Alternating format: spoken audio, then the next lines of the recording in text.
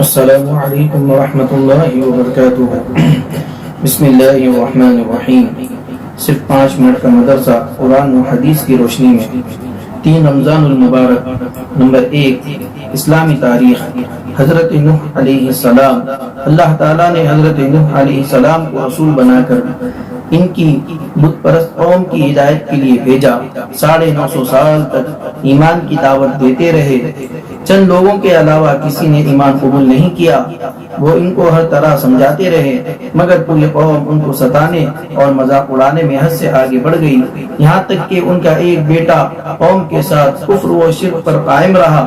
جب اللہ تعالیٰ نے ان کے ایمان نہ لانے کی خبر دے دی تو نوح علیہ السلام نے دعا فرمائی کہ اللہ، ان میں سے کسی کافر کو زمین پر زندہ نہ چھوڑیے۔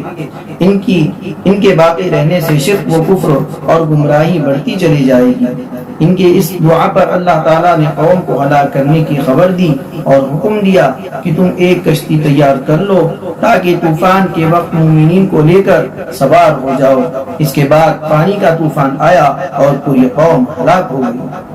1 ماہ گزرنے پر طوفان ختم ہوا اور آپ محرم کی 10ویں تاریخ کو کشتی سے اترے اور شکرانے کے طور پر روزہ رکھا۔ طوفان کے بعد حضرت نوح علیہ السلام کے 3 بیٹے باقی رہ گئے، جن سے انسانی نسل کا دوبارہ سلسلہ شروع ہوا۔ یہ اسلامی تاریخ کی مختصر معلومات آپ حضرات کے سامنے پیش کی گئی۔ نمبر 2، اللہ کی قدرت، پانی کا انتظام۔ اللہ کی قدرت میں یہ بھی ہے کہ اللہ تعالیٰ نے پانی ایسی زبردست نعمت ہم کو دی ہے کہ اللہ کی یہ قدرت کی گواہی ہے کہ اللہ تعالیٰ کی بہت بڑی نعمت ہے جس پر سارے جانداروں کی زندگی کا دار و مدار ہے۔ اگر زمین سے پانی ختم ہو جائے تو زمین سے انسان، حیوان، حتیٰ کہ پیڑ پودے سب ختم ہو جائیں، لیکن یہ اللہ تعالیٰ کی بہت بڑی قدرت ہے جس نے سمندروں کی شکل میں پانی کا بہت بڑا ذخیرہ جمع کر رکھا ہے، پھر وہاں سے بادلوں کی شکل میں پانی کو اٹھا کر سوکھی زمین کی طرف برساتا ہے اور پھر اسی پانی کو زمین کے اندر ذخیرے کے طور پر جمع کر دیتا ہے، جس سے پیڑ پودوں کو پانی ملتا ہے، جسے انسان خود پیتا ہے اور اپنی کھیتیاں سیراب کرتا ہے۔ اللہ تعالیٰ نے اپنی اس قدرت کو قرآن میں بیان فرمایا ہے کہ ہم ایک اندازے سے آسمان سے پانی برساتے ہیں، پھر اس کو زمین میں روکے رکھتے ہیں اور اس کو لے جانے اور ختم کر دینے پر بھی ہم قادر ہیں۔ بے شک اللہ تعالیٰ ہر چیز پر قادر ہے۔ نمبر 3، ایک فرض کے بارے میں، باجماعت عشاء اور فجر کی نماز پڑھنا۔ حضرت عثمان بن عفان رضی اللہ تعالی عنہ سے روایت ہے کہ رسول اللہ صلی اللہ علیہ وسلم نے فرمایا، جو شخص عشاء کی نماز جماعت کے ساتھ پڑھے گویا اس نے آدھی رات عبادت کی، اور جو فجر کی نماز جماعت سے پڑھ لے گویا اس نے ساری رات عبادت کی۔ نمبر 4، ایک سنت کے بارے میں، دودھ پینے کے بعد کلی کرنا۔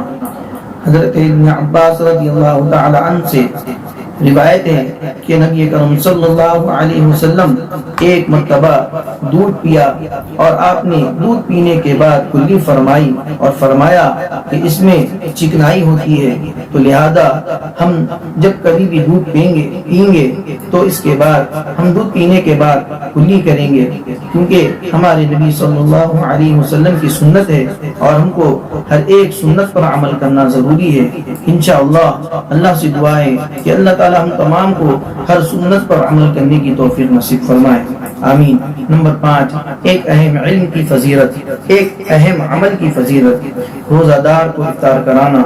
حضرت سلمان فارسی رضی اللہ تعالی عنہ سے روایت ہے کہ رسول اللہ صلی اللہ علیہ وسلم نے فرمایا، جو شخص کسی روزہ دار کو روزہ افطار کرائے اس کے لیے گناہوں کے معاف ہونے اور آگ سے خلاصی کا سبب ہوگا، اور روزہ دار کے ثواب کے مانند اس کو ثواب ملے گا، مگر روزہ دار کے ثواب میں سے کچھ کمی نہیں کی جائے گی۔ صحابہ رضی اللہ تعالی عنہ نے عرض کیا، ہم میں سے ہر شخص اتنی وسعت نہیں رکھتا کہ افطار کرائے اور روزہ دار کو افطار کرائے، تو آپ صلی اللہ علیہ وسلم نے فرمایا، یہ ثواب تو اللہ تعالیٰ ایک کھجور سے کوئی افطار کرا دے یا ایک گھونٹ پانی پلا دے یا ایک گھونٹ دودھ پلا دے، اس کو بھی مرحمت فرما دیتے ہیں۔ اسی لیے ہر اچھا عمل کرنے کی کوشش کرنے کی ضرورت ہے۔ نمبر 6، ایک گناہ کے بارے میں زکوٰۃ ادا نہ کرنا۔ حضرت ابو ہریرہ رضی اللہ تعالی عنہ سے روایت ہے کہ رسول اللہ صلی اللہ علیہ وسلم نے فرمایا، جس شخص کے پاس مال ہو اور وہ اس کی زکوٰۃ ادا نہ کرتا ہو تو وہ مال کل قیامت کے دن ایک ایسا سانپ بنا دیا جائے گا جو گنجا ہوگا اور اس کی آنکھوں پر 2 کالے نقطے ہوں گے، پھر وہ سانپ اس کو اس وقت تک نگلتا رہے گا جب تک کہ بندوں کے درمیان فیصلہ نہ ہو جائے۔ اسی لیے جن حضرات پر زکوٰۃ فرض ہے ان کو چاہیے کہ وہ اپنی زکوٰۃ صحیح طریقے سے اور صحیح انداز سے اس کو اپنی زکوٰۃ نکالنے کی ضرورت ہے۔ لہذا جن لوگوں پر زکوٰۃ فرض ہے وہ اپنی زکوٰۃ کو ضرور ادا کریں۔ نمبر 7، دنیا کے بارے میں آخرت کے عمل سے دنیا حاصل کرنا۔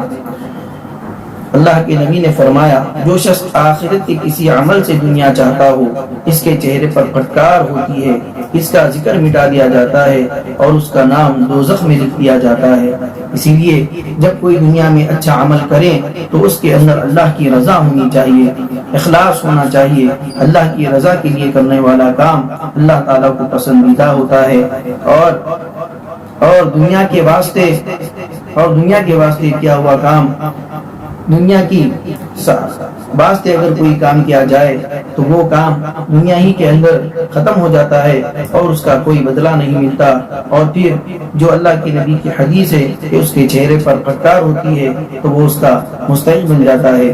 اسی لیے اللہ تعالیٰ سے دعا ہے کہ اللہ تعالیٰ ہم تمام کو ہر نیک عمل اور ہر ایک دین کا کام اللہ کی رضا کے لیے کرنے والا بنائے، اللہ کی رضا کے لیے کرنے والا ہم تمام کو بنائے۔ نمبر 8، آخرت کے بارے میں مسلمانوں سے جنت کا وعدہ۔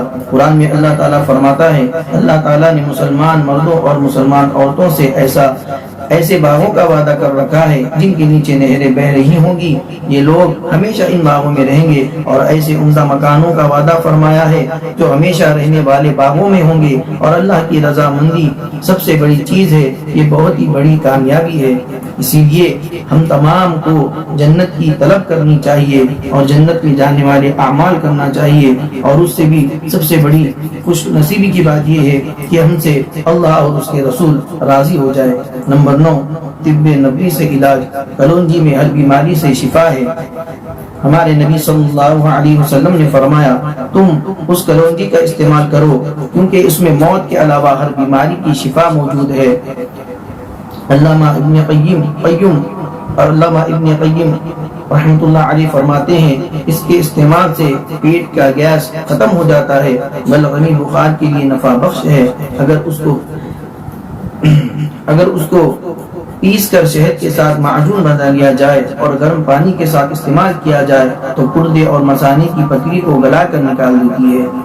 نمبر 10، قرآن کی نصیحت۔ قرآن میں اللہ تعالیٰ فرماتا ہے، اے لوگوں، زمین کے حلال اور پاکیزہ چیزیں کھاؤ اور شیطان کے نقش قدم پر مت چلو، وہ تمہارا کھلا دشمن ہے، وہ تم کو برائی اور بے حیائی کی باتوں کا حکم دیتا ہے اور اس بات کا حکم دیتا ہے کہ تم اللہ کے متعلق ایسی باتیں کہو جس کا تمہیں علم نہیں۔ لہذا ہم کو قرآن کی نصیحتوں پر اور نبی کی نصیحتوں پر عمل کرنے کی ضرورت ہے۔ اللہ تعالیٰ سے دعا ہے کہ اللہ تعالیٰ ان تمام کہیں سنی باتوں کو سمجھنے کی اور ان تمام باتوں کو سمجھ کر اس پر عمل کرنے کی توفیق نصیب فرمائے۔ وما علینا الا البلاغ، سبحان اللہ وبحمدہ، سبحانک اللہم وبحمدک، ونشہد ان لا الہ الا انت، استغفرک واتوب الیک۔